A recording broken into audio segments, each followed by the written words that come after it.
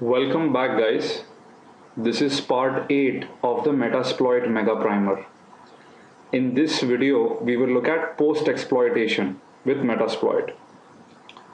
So before we actually go into post-exploitation, let's quickly look at the art of breaking into systems. Now, most of us are aware that this typically consists of a couple of phases. The first being information gathering about your victim, which could be using search engines, DNS, a couple of other places where you're trying to passively gather as much information as possible.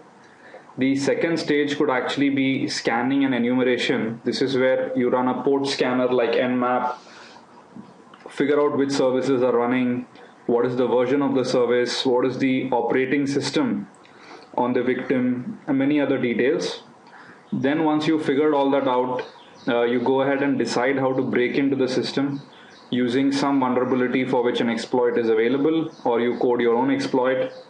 Finally, you break into the system, gain access.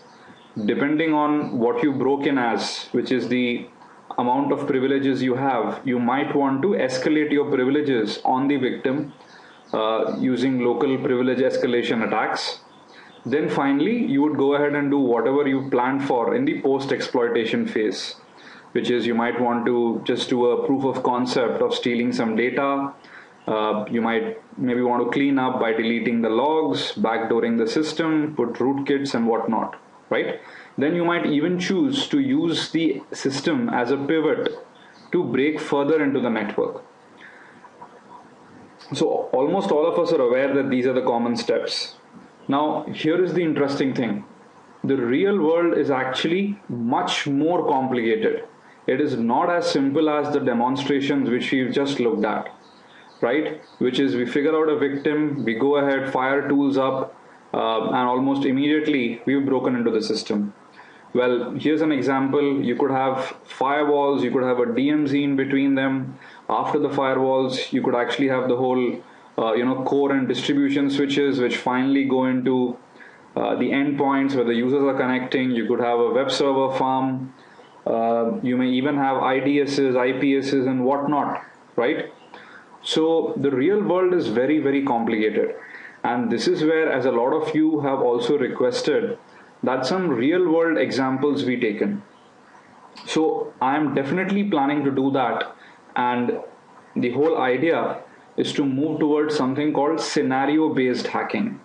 What do I mean by that? Well, in the typical regular case, which is what most hacking tools and most hacking certifications look at, is basically there is an attacker and there is a victim directly accessible to them. The attacker uses many exploits and techniques using which he is able to compromise the system. However, this is a very simple scenario.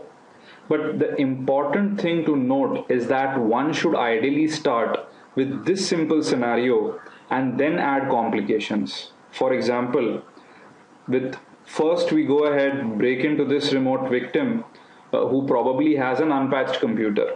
The next thing we do is we patch his computer and then check if it is possible to break in through client-side exploits or through social engineering, right? Then we might want to complicate it further by adding a firewall in front. This could be either or, basically a network-based firewall or even a host-based personal firewall. Then we could complicate it further by first having the firewall traffic go through various switches and routers internally, and also be scrutinized by IDSs and IPSs, and then finally going to the victim. So what I'm getting to is the way in which I'm planning the scenario-based hacking series is to first start with a very simple scenario, then to add complications, right? Because this would facilitate a systematic learning. It is very easy to actually start with a complicated scenario, but the whole question would be, you would have to deal with variations in that scenario. And that will only be possible if you know how to go ahead and compromise systems given various different scenarios, right? So to do justice to scenario-based hacking, well, I plan to start a whole new series on that once we've finished Metasploit Mega Primer. And Metasploit will be one of the tools which I will be using to demonstrate various scenarios in which you can break into systems. So for the viewers, please be patient. I can assure you that each and everything you're learning here right now is going to help you when we actually get to complicated scenarios. So I've taken note and we will definitely do it. Personally, this is much more interesting to me because when you have complicated scenarios, it's more fun to talk about them, to draw an architecture and all that. Also, I'm planning to release VMware machines, which you can play using VM Player and look at the same scenarios on your own machines and try out the examples which we will do here. Okay? So all that is planned, but be patient. We'll get to that. Okay. Post-exploitation. Well, you've broken into a system. The whole question is, now what? Now, what I've seen is traditionally always more emphasis has been given to actually breaking in and exploiting the system. Post-exploitation has always been underrated. Though you think about it, that is where the real price of the exploitation lies. Post-exploitation also, to some extent, is very complicated. Why? There are multiple things you need to do, including clearing logs, turning off AVs and IDSs. You might want to go ahead and ensure you install backdoors and rootkits so that probably when you go in and out of the system, nobody can figure out that something is wrong. You may want to stealthily execute programs from time to time, read and modify confidential data and whatnot, right? So post-exploitation is when all the real fun begins. So what are the different phases of post-exploitation? Well, to be honest, there is no specific industry standard about the phases of post-exploitation. These are 6 different phases which I could think about. Phase 1 is understanding the victim better, which is knowing more about the system you've broken into. Privilege escalation is generally done when maybe you've broken in as a less privileged user and you want to gain system or something else. Third would be deleting logs and killing any monitoring software, including AVs and firewalls and whatnot. Fourth is actually collecting data, executing programs on the victim. Fifth is leaving behind backdoors and rootkits to ensure that you have unrestricted access to the victim. Finally, 6 is using the victim as a pivot to hack deeper into the network, right? So give or take, I think, very broadly, if I were to classify post-exploitation, these would be the different phases. We will take up each one of these phases and look at various things we can do with Metasploit. So let's take up phase 1, which is understanding the victim better. Okay, so what do we need to understand about the victim once we break in? A lot of questions. Who did we break in as? Is the current user who's probably logged into the machine, is he active? Are we running on a VM or a dedicated hardware? Network topology, processes, AVs, what is running, what is not, kind of programs, a lot of questions, right? So let's quickly go into the demonstration of what all we can do with Metasploit post-exploitation. So like always, in this case, we have our vulnerable Windows machine, right, which seems to have an IP conflict as of now. So this is the victim and this is the attacker machine running backtrack. Quickly set everything up. I'll just go ahead and exploit the remote system.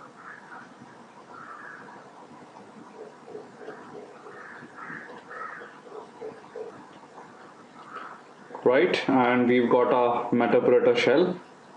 So the first thing we need to do is actually figure out who we are. And if you remember the previous couple of videos, that is easily done using get UID. Now this is great because we are the system account and this actually gives us a huge amount of power and privileges on the remote system. The second thing is probably to understand a little bit more about the system using the sysinfo command. This gives us the computer name as well as the operating system it is running. So looks like this is running an ancient version of Windows XP.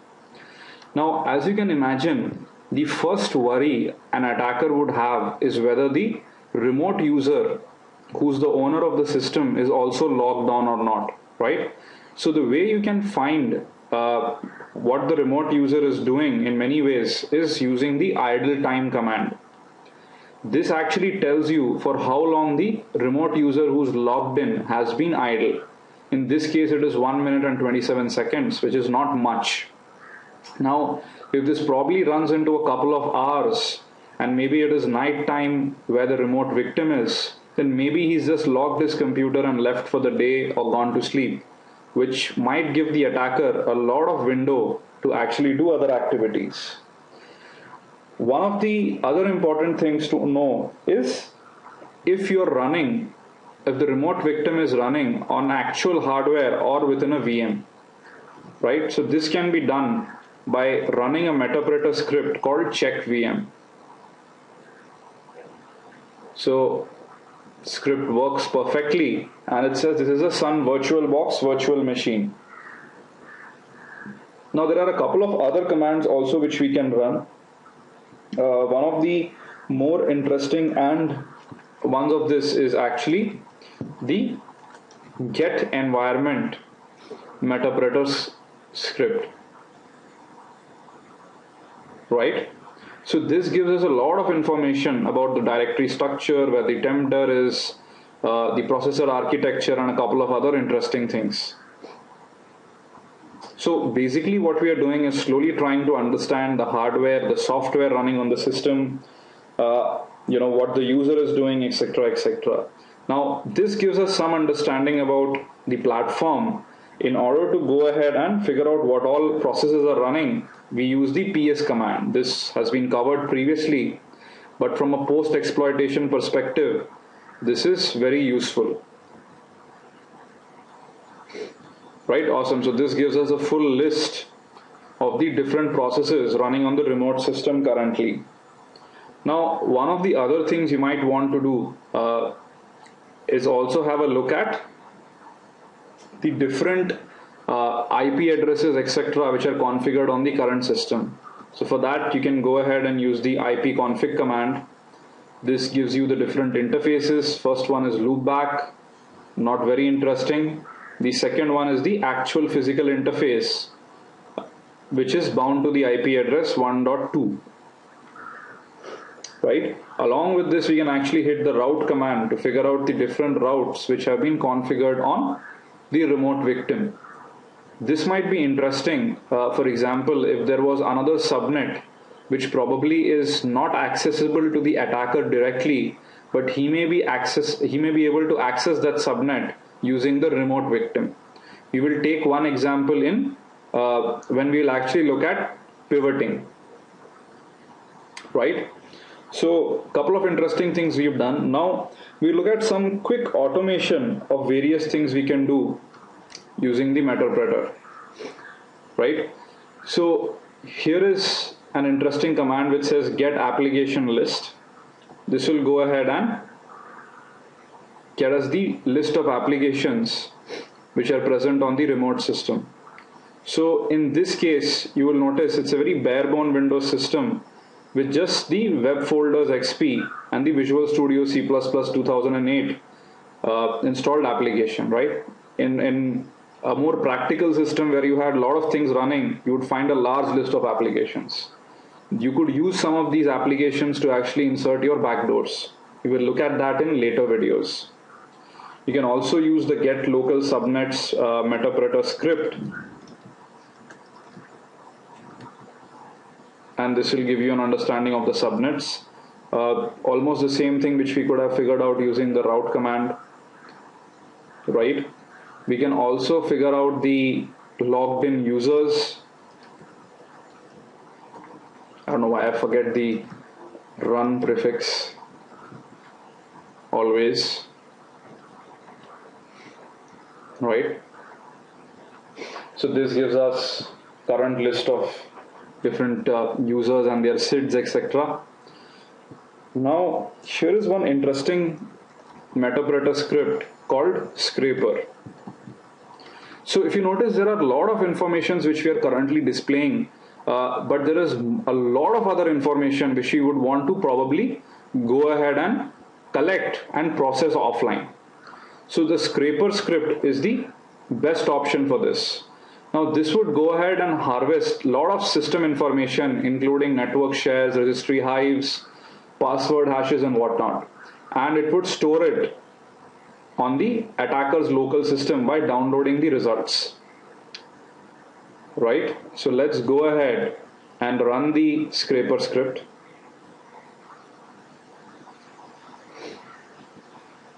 This might take a while to run. Now, one of the things which I'd like to mention is there is a small error here. In the sense, this is not the exact directory location. Under logs, there is another directory called script, under which the scraper script is actually located. Right? So let's go ahead and wait for it to finish. So it's now currently downloading the entire registry. Seems to be one small error in going ahead and running one of the commands. No problem. Let's just wait for the output. Pause the video for a bit because I don't want the videos to be too long while we are waiting for data. Awesome. So the script completed after around a minute or two. Now it's downloaded practically everything in the registry.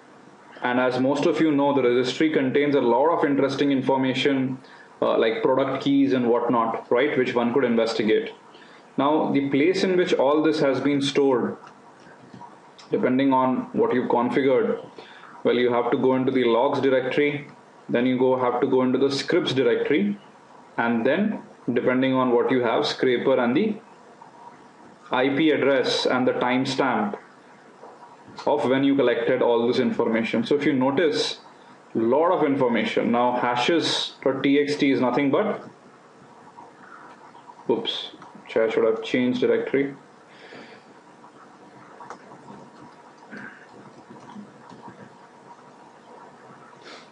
Right, hashes.txt contains the entire dump of all the hashes in the SAM file. Similarly, you have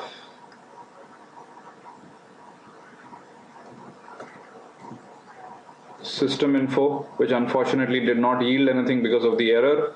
One of the things you could do is try running it once again if there is an error. What I've seen is a lot of times it might work on the rerun.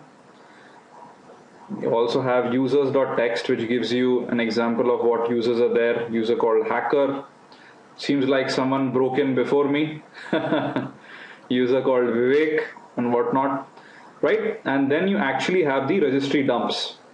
Now you can use a software like Regedit or any other software to actually open these registry files and probably even run a couple of batch processing commands to mine various keys or to look at what all is there, right? So the point I'm getting to is a lot of valuable information is downloaded by scraper. Similarly, there is this tool called WinEnum, right, which enumerates a lot of interesting data on the remote machine, and this is once again going to store it in the same directory. Note, under logs there is a scripts directory under which WinEnum is storing all this information. We can go ahead and quickly run this command, right? So what it in turn does is runs all these commands and it is collecting the output. So the net command is very powerful, figuring out the different accounts available, the different users, the different shares. Then it is using, WMIC to go ahead and run more further diagnostics on the different commands which are available, right?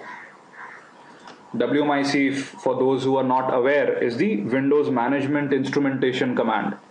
Now this actually allows you to check for various configurations and even at times set different configurations, right? So very powerful. Have a look at it as well. So all of this has gotten dumped. If we go back here and just go back one directory, two directories up, you'll notice now there's a new folder called WinEnum, right?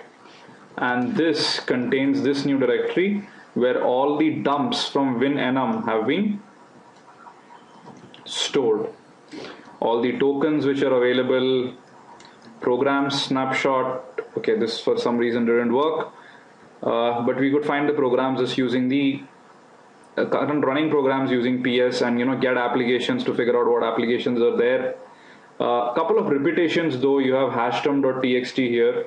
It does the exact same thing as the scraper script did. So what you could actually do is look at all the outputs of these programs and then go ahead and actually figure out what is interesting to you. Right, this is almost the sysinfo output. Now basically, depending on what you're trying to achieve, some or more of this information will be interesting to you, right?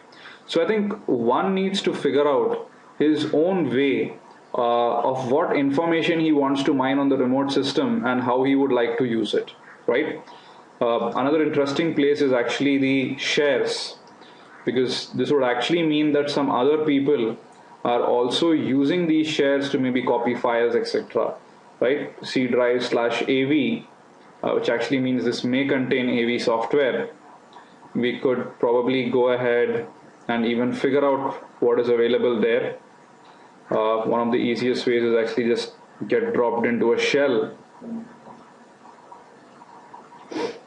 and just actually figure out what is there in the AV directory, right? So this seems to have two softwares. One seems to be AVG free, the other is Avira antivirus. Great. Maybe we could even backdoor or add Trojans to these so that anybody downloading and installing remotely would definitely end up having a problem. Right? Great. So there is one other interesting script I want to take you through, which is the Prefetch tool. Now what happens is, on the Windows system, based on which commands are accessed more frequently, those are actually put into the Prefetch folder, right? And this is where the information about the most frequently run programs by the user is available. And this is a treasure trove simply because you know what the computer is actively being used for. Also, later on, you will notice that whenever we want to do things like backdooring, the programs which are being frequently used would be an interesting place to begin with, right?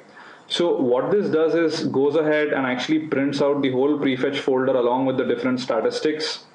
Here is the file name, this is the MD5 hash, this is the SHA-1, and this is the MAC, which is the modified accessed and creation time.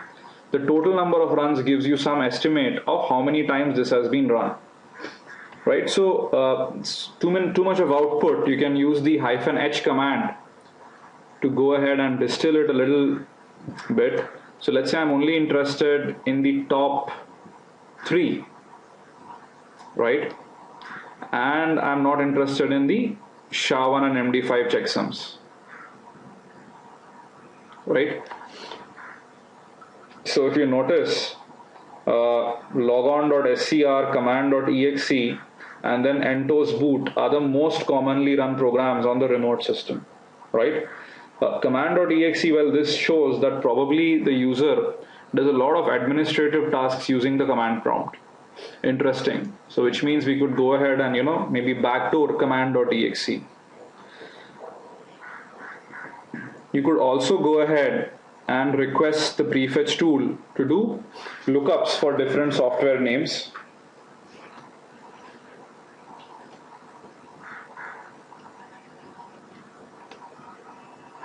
Right, so this will give us some more information. Let's wait for the output to be generated. Awesome. So if you notice, we basically have command.exe as the Windows command prompt, and a couple of other interesting information. For example, login.scr is basically being called an adware hijacker. Okay, so interesting. So basically you can try out a couple of other interesting commands which are available using the Metasploit scripts, but I think I've covered most of the important ones as far as gathering information about the remote system is concerned. Right, so let's go back to our presentation. So now we know the victim better, right?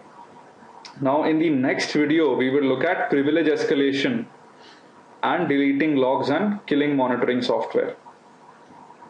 Okay, well, that's all for this part. End of part 8. Would request you all to please leave behind your comments. First of all, thanks a lot for all the encouraging comments. This is what really keeps me going. Last couple of days have been very hectic on a personal front, but I've still been kind of trudging on to ensure that I can finish this mega primer in the next 1 or 2 weeks to a very advanced level as far as possible. So have a great day. Please leave your comments behind. Thank you.